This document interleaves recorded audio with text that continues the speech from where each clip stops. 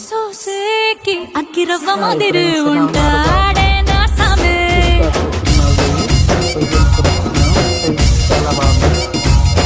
మెత్తాని పత్తి పువ్వుల మరి సంటోడే నా సామే.